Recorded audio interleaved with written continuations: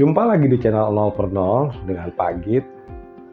Dan Pak Git akan membahas kali ini tentang Buya Arazi yang bercerita tentang kemunduran Islam. Tapi beliau bertanya waktu itu, kenapa ada kemunduran dalam Islam gitu, tapi langsung belum dijawab, sudah menjawab pertanyaan yang lain gitu. Kita tidak mungkin membuat ini, itu, dan segala macam.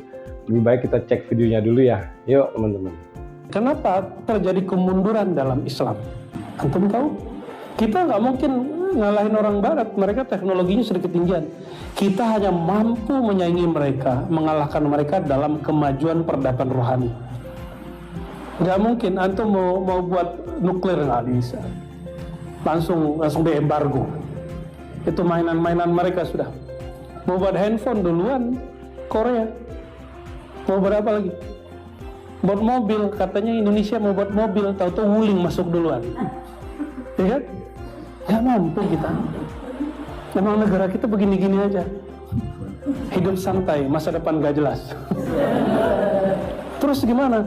Kemajuan Muslim Indonesia, bahkan non-Muslimnya itu peradaban rohani. Itu yang akan kita olah-olah. Coba orang Barat antum lihat, masuk ke India belajar yoga, masuk ke Cina belajar Tai Chi. Baik teman-teman, Pak Git akan mencoba menjelaskan, menguraikan menurut pendapat Pak Git ya, mungkin tidak sepaham dengan pendapatnya Buya Arazi. Yang pertama adalah mengapa kita orang Islam itu mundur ya, intinya seperti itu, mengalami kemunduran gitu. Yang pertama adalah orang Islam, ya ini yang pertama kali ya, sejak Nabi wafat gitu ya. Kemudian perpindahan kekuasaan dari Nabi ke Abu Bakar, ke Umar bin Khattab, Utsman bin Affan, Ali bin Abi Thalib, Muawiyah, dan seterusnya ya, sampai Hasan Hussein dan seterusnya. Itu begitu Nabi meninggal, itu sudah tidak lagi menjadi agama. Jadi sudah menjadi ideologi politik ya, mulai Abu Bakar, kemudian ke Umar bin Khattab. Makanya sahabat-sahabat Rasul itu begitu ditinggalkan Rasul, kebanyakan mereka rata-rata termasuk Ali bin Abi Thalib dan cucu Rasul sendiri, itu mereka mati terbunuh gitu. Mati terbunuh bukan mati dibunuh oleh negara lain atau agama lain, tapi dengan orang Islam sendiri. Yang artinya ini adalah Islam itu mengalami pengunduran, akibatnya adalah perpindahan dari agama menjadi ideologi, menjadi sebuah paham politik. Mengapa Pak Git bisa menyatakan kalau pada saat itu Islam sudah menjadi ideologi politik? Gimana tidak teman-teman? Pada saat Ali bin Abi Thalib itu istilahnya alirannya Ali bin Abi Thalib ini itu mengkafirkan Bani Umayyah, dan Umayyah pun begitu. Jadi istilahnya mereka punya masjid A, punya masjid B, ini saling mengharamkan satu sama lain gitu. Yang akhirnya dengan atas nama agama mereka berperang gitu. Jadi ini salah satu kenapa Islam mundur adalah itu. Islam yang tadinya agama itu berubah menjadi ideologi politik, dan sampai sekarang itu masih terjadi. Makanya Islam nggak maju-maju, salah satunya itu faktornya. Islam kemudian sempat mengalami kemajuan ya di abad 8 dan 9 di Baghdad, tapi ya itu di bawah kepemimpinan Harun al-Rasyid ya. Pada saat itu ya mulai ditemukanlah penemu lensa Abu al-Hasan gitu ya, Al-Khawarizmi, penemu aritmetik dan aljabar, dan penemu angka 0 juga. Jadi Islam itu sempat maju di zaman-zaman itu karena apa? Karena ilmu pengetahuan ya, termasuk Ibnu Khaldun, kemudian Ibnu Sina, itu yang mengusung Islam dengan ilmu pengetahuan. Jadi Pak Git nggak setuju kalau dikatakan kita nggak bisa mengejar ketinggalan itu. Bukan itu masalahnya. Sebetulnya kita bisa, permasalahannya perpecahan umat itu yang membuat kita sibuk sendiri gitu. Perpecahan umat ini, perpecahan di dalam umat Islam itu sendiri membuat kita sibuk mengumandangkan ilmu fikih gitu. Yang satu menyalahkan yang lain menyalahkan ya, intinya satu di antara mereka menyatakan dia yang paling benar. Kemudian kalau kita lihat sampai sekarang ya, ini malah lebih unik lagi. Yang lucunya di Somalia ini, negara Islam yang satu paham, Wahabi dan Wahabi pun masih berperang. Dan Somalia adalah negara terkorup di dunia. Dengan indeks korupsinya itu 11, itu paling terkorup. Jadi di situ kita udah melihat tadi ya, Pak Agit ceritanya singkat-singkat aja, yang istilahnya dari zaman Rasul, kemudian sempat jaya kembali di zaman Harun al-Rasyid di abad ke-9, yang kemudian jatuh di abad ke-12 oleh kekuasaan Mongolia. Setelah itu malah sibuk perang sendiri gitu teman, sampai sekarang nggak kelar-kelar. Kalau soal data Islam di Indonesia, Pak Agit akan bercerita, tapi ini dari catatannya Portugis malah ya. Pada tahun 1511 saat Alfonso de Albuquerque itu mau menyerang Malaka ya, anak buah Alfonso de Albuquerque yang ditawan oleh kerajaan Malaka itu sempat kirim surat lewat burung dara ke Alfonso de Albuquerque, bilang nggak usah menyerang Malaka. Malaka ini dilindungi oleh ribuan meriam dan tentara Jawa bayaran. Jadinya di masa-masa Wali Songo, Islam di Indonesia ini sudah maju, artinya mempunyai teknologi membuat senjata, dan membuat meriam itu pabriknya di Jepara.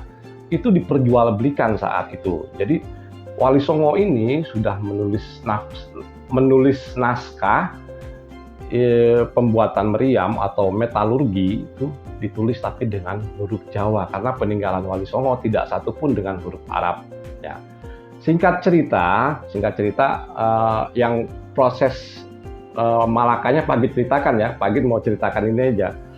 Jadi singkat cerita, datanglah Islam gelombongan kedua teman-teman, yang rombongan ahli fikih ini mulai datang. Jadi Wali Songo dulu bukan ulama fikih ya, mereka ulama-ulama tasawuf ya. Jadi Wali Songo ini adalah ulama-ulama tasawuf yang menyebarkan agama Islam di Jawa dan mempunyai pemikiran dan teknologi maju, termasuk pembuatan meriam tadi. Kemudian saat ulama-ulama fikih yang baru belajar dari Arab ini balik ke Indonesia ya, nah ini baru mulai nih peninggalan Wali Songo yang peninggalan yang bertuliskan huruf Jawa kuno itu, istilahnya dikatakan kalau ini adalah bukan peninggalan Islam karena ini bukan tulisan Arab. Nah, seperti itulah kira-kira ya. Jadi akhirnya itu banyak yang dibumi hanguskan oleh ulama-ulama fikih gelombang Islam yang gelombang kedua ya. Itu sudah banyak dimusnahkan, tapi ada yang disimpan oleh komisionaris Belanda ya pada saat itu. Permasalahannya kenapa seperti ini gitu loh. Islam itu saling menjelekkan satu dengan yang lain, dan ini sebagai alat komoditas politik itu udah lama ya, bukan sekarang aja.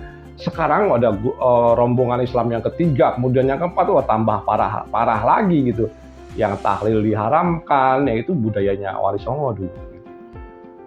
Nah ini cerita singkat Pak Agit yang di Indonesia aja teman-teman ya. Kalau Pak Agit ceritakan satu konsep aja ini yang tentang Alfonso de Albuquerque dan pembuatan meriam yang dilakukan Wali Songo, ini panjang sekali. Jadi paling tidak ada wacana kalau Indonesia dulu sudah memulai teknologi itu.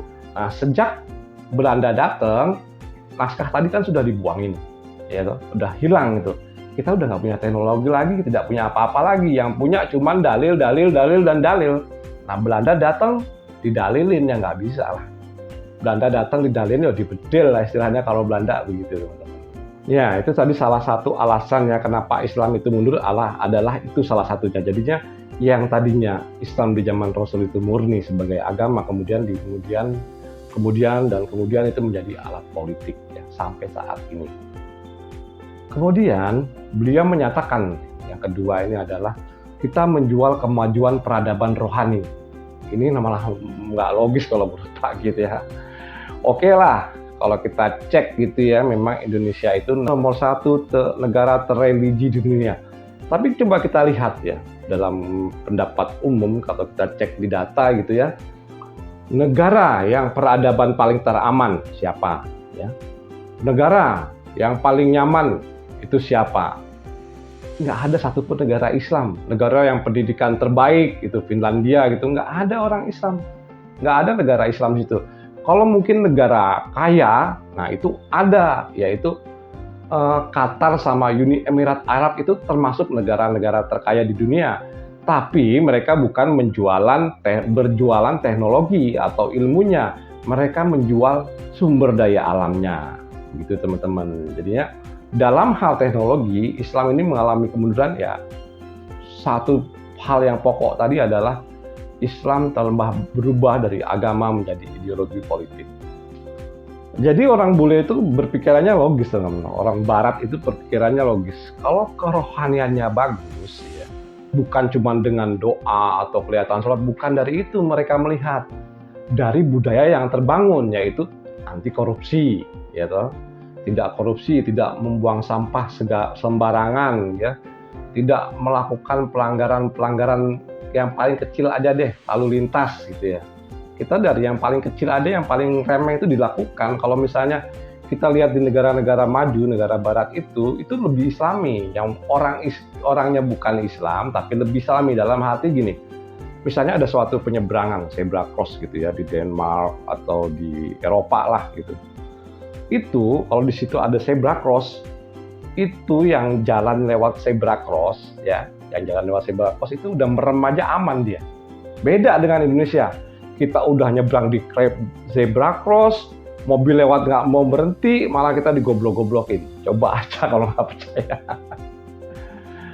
Jadi yang namanya kemajuan peradaban rohani itu harus terlihat dalam kondisi keadaan sehari-hari, yaitu menghormati satu sama lain, tidak korupsi, tidak membuang sampah, baru kita bisa menjual kemajuan peradaban rohani.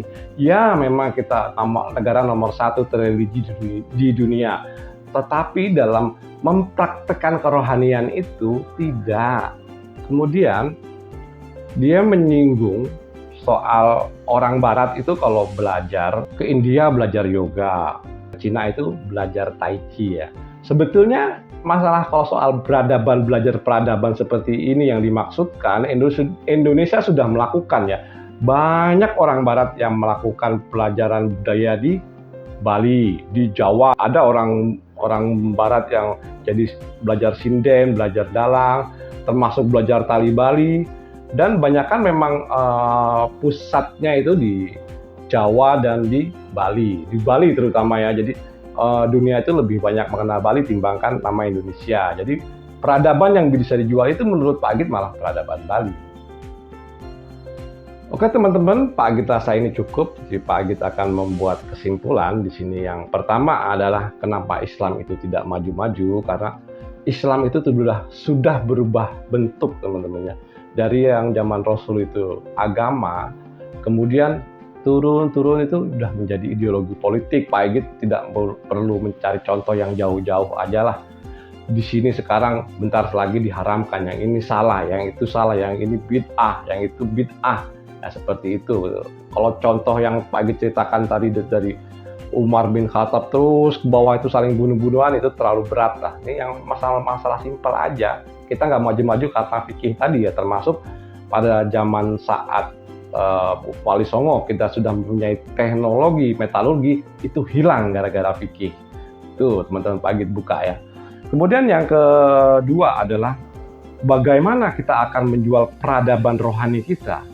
Pada kenyataan kita belum bisa mengentaskan korupsi, kita masih membuang sampah sembarangan dan nggak peduli lah gitu. Coba perhatikan teman-teman tempat daerah-daerah wisata itu, sampah-sampah plastik itu bererakan gitu ya.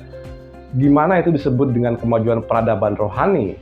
Gimana menjualnya? Wong berantakan pasir di mana-mana, berantakan sampah di mana-mana, maksud Pak gitu begitu teman-teman.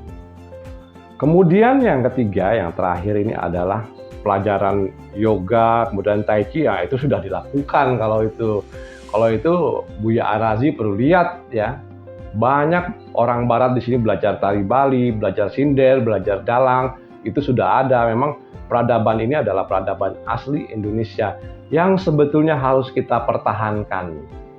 Tapi ya mau gimana lagi ya. Oke. Teman-teman, menurut Pak Agit cukup sekian dan terima kasih.